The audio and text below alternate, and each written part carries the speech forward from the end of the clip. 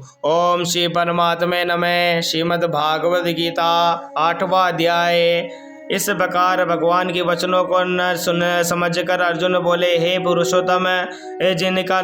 जिसका आपने वर्णन किया वह ब्रह्म क्या है, अध्यात्म क्या है, कर्म क्या है और अधिभूत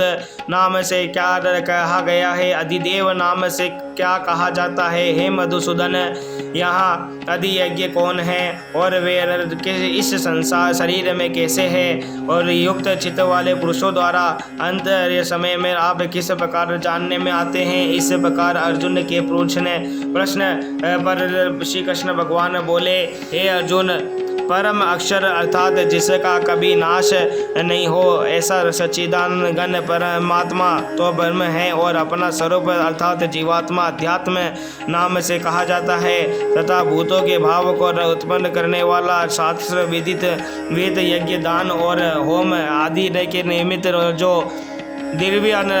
आदि को कर त्याग है वह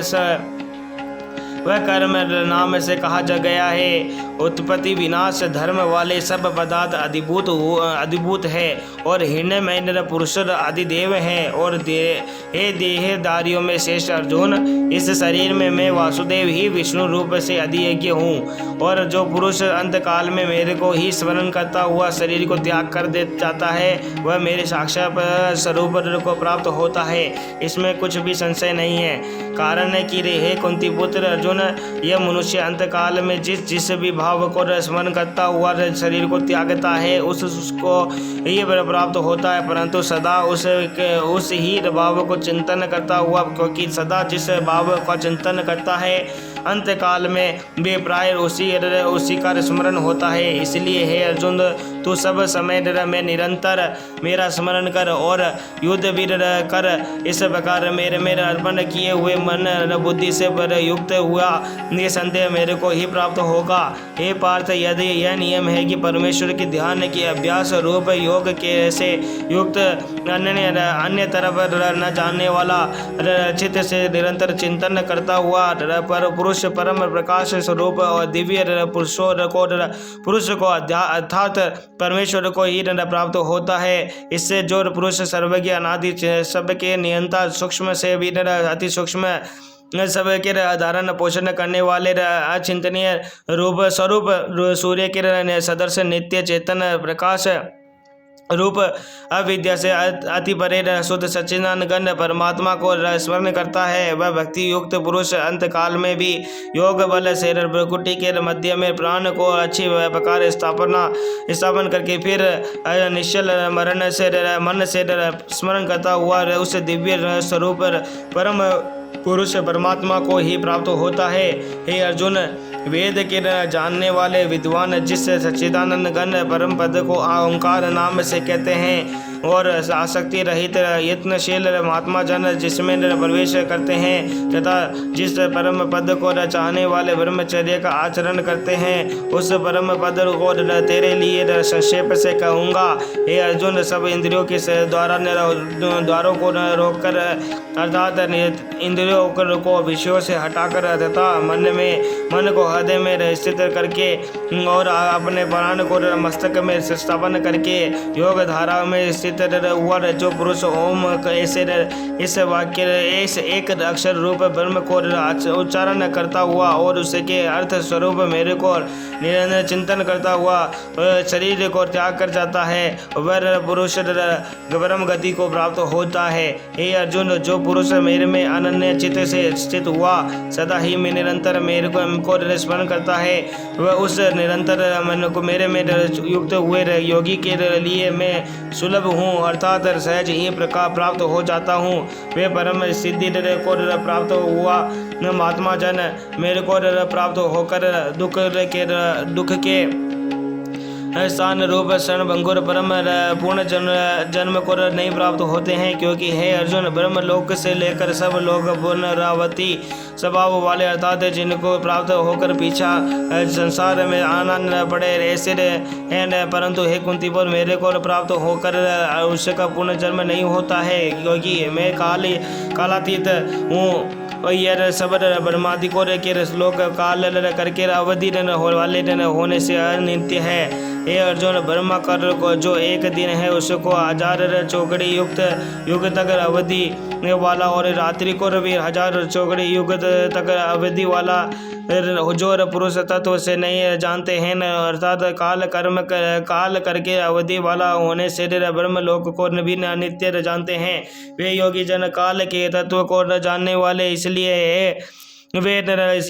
भी नहीं जानते हैं कि संपूर्ण दृश्य मात्र भूत गण ब्रह्मा के दिन के प्रवेश काल में अव्यक्त से अर्थात ब्रह्मा के सूक्ष्म शरीर से उत्पन्न होते हैं और ब्रह्मा की रात्रि के प्रवेश काल में उस अव्यक्त नामक ब्रह्मा के सूक्ष्म शरीर में लय होते हैं। वह भी यह भूत समुदाय उत्पन्न होकर प्रकृति के वश में हुआ रात्रि के प्रवेश काल में लय होता है और दिन के प्रवेश काल में फिर उत्पन्न हो जाता है।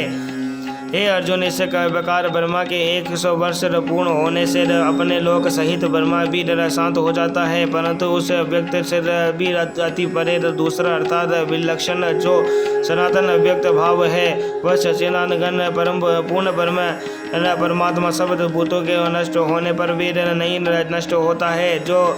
वर्ण अव्यक्त अक्षर ऐसे कहा गया है उस ही अक्षर नामक अव्यक्त भाव को परम गति कहते हैं और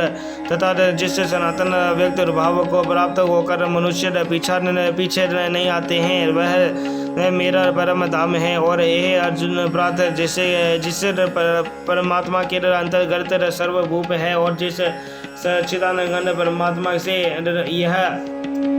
सब जगत परिपूर्ण है वह सनातन अव्यक्त परम पुरुष अनन्य भक्ति से प्राप्त होने योग्य है। और ये अर्जुन, जिस काल में शरीर त्याग कर गए हुए योगी जन पीछा न आने वाली गति को और पीछा आने वाली गति को भी प्राप्त होते हैं, उसी काल को अर्थात मार्ग को कहूँगा। मैं उन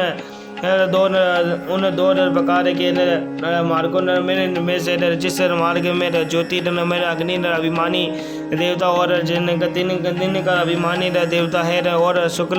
पक्ष का अभिमानी देवता है और उत्तरायण के 6 महीनों का अभिमानी देवता है, उस मार्ग में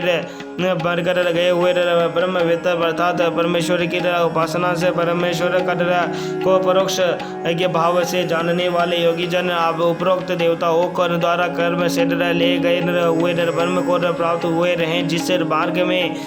धूमा अभिमानी देवता है और अत्रि अभिमानी देवता है और तथा कृष्ण पक्ष का अभिमानी देवता है और दक्षिणायन के 6 महीनों का अभिमानी देवता है। उस मार्ग में मरकर गया हुआ सकाम कर्म योगी उपरोक्त देवताओं को द्वारा कर्म से ले गया हुआ चंद्रमा की ज्योति को पर प्राप्त होकर स्वर्ग में अपने शुभ कर्मों का फल भोग कर पीछा आता है, क्योंकि जगत में ये 2 प्रकार के शुक्ल और कृष्ण अर्थात देवायन और पितरायन मार्ग सनातन माने गए हैं। इनमें एक के द्वारा गया हुआ पीछा आने वाली परम गति को प्राप्त होता है और दूसरा द्वारा गया हुआ पीछा आता है अर्थात जन्म मृत्यु को प्राप्त होता है। ये प्रातः इस प्रकार इन दोनों मार्गों के को तत्व से जानता हुआ कोई भी योगी मोहित नहीं होता है, अर्थात फिर वह निष्काम भाव से ही साधन करता है, कामनाओं में नहीं फंसता। इस कारण हे अर्जुन, तू सब काल में समत्व बुद्धि रूप योग में से युक्त हो, अर्थात निरंतर मेरी प्राप्ति के लिए ये साधन करने वाला हो, क्योंकि योगी पुरुष इस रहस्य को तस्य नहीं जानकर वेदों के पढ़ने में अर्थात यज्ञ तप और दानादि को के कारण करने में जो पुण्य फल हो कहा है उस सबको निसंदेह उल्लंघन कर जाता है और सनातन परम पद को प्राप्त होता है। इति श्रीमद् भागवत गीता उपनिषद एवं ब्रह्म विज्ञ योग शास्त्र श्री कृष्ण और अर्जुन के संवाद में अक्षर योग नामक 8वां अध्याय।